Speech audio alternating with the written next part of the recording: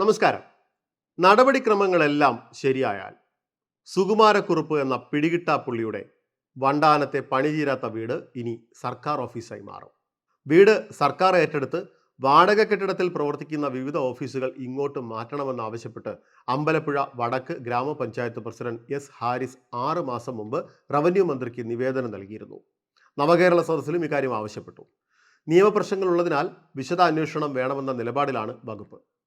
1984 September 19 കെട്ടിടം കണ്ടുകെട്ടിയിരുന്നുവെങ്കിലും തുടർ നടപടി എന്തായെന്ന് വ്യക്തമല്ല. വണ്ടാനത്ത് ഗവൺമെന്റ് TD മെഡിക്കൽ കോളേജിന് എതിർവശത്ത് ദേശീയപാതയിൽ നിന്ന് 150 മീറ്റർ ദൂരത്താണ് പണി നിലച്ച ഇരുനില കെട്ടിടം. 40 വർഷം മുമ്പാണ് 7 കിടപ്പുമുറികളുള്ള വീട് നിർമ്മിച്ചു തുടങ്ങിയത്. ബംഗ്ലാവ് എന്നാണ് ഈ വീട് അന്ന് വിശേഷിപ്പിക്കപ്പെട്ടത്. അന്നത്തെ ആധുനിക സാമഗ്രികളും നിർമ്മാണ രീതിയുമാണ് ഉപയോഗിച്ചത്. പണി നിലച്ച കെട്ടിടം പൂർത്തിയാക്കുന്നതിനുള്ള പണത്തിനായിരുന്നു ഫിലിം റെപ്രസെൻറ്റേറ്റീവ് ചാക്കോയെ സുകുമാരക്കുറുപ്പ് കാറിൽ ചുട്ടെരിച്ചു കൊന്നത്. 1984 ജനുവരി 21 കുറുപ്പും അയാളുടെ അളിയനും ഡ്രൈവറും ചേർന്ന് ചാക്കോയെ കൊന്നത്. താനാണ് മരിച്ചത് എന്ന് തെറ്റിദ്ധരിപ്പിച്ച് ഗൾഫിൽ ജോലി ചെയ്തിരുന്ന കമ്പനിയിൽ നിന്നും ഇൻഷുറൻസ് പണമായി 8 ലക്ഷം രൂപ തട്ടിയെടുക്കുകയായിരുന്നു ഈ അരുംകൊലയുടെ ഉദ്ദേശം. കൊലപാതകത്തിന് ശേഷം പലായനം ചെയ്ത സുകുമാരക്കുറുപ്പിനെ തേടി പോലീസ് നടക്കാൻ തുടങ്ങിയിട്ട് 3 പതിറ്റാണ്ടായി. പല കഥകളും ഇതേപ്പറ്റി പ്രചരിച്ചു.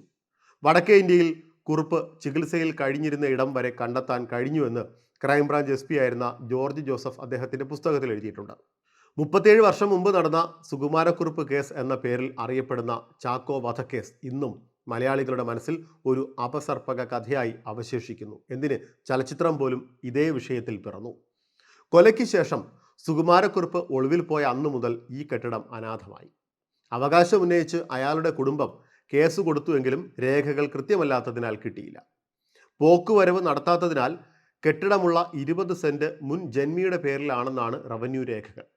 മന്ത്രിക്ക് നൽകിയ പരാതി അമ്പലപ്പുഴ താലൂക്കിലേക്ക് കൈമാറിയതായി മറുപടി ലഭിച്ചിരുന്നുവെന്ന് പഞ്ചായത്ത് പ്രസിഡന്റും വ്യക്തമാക്കുന്നു.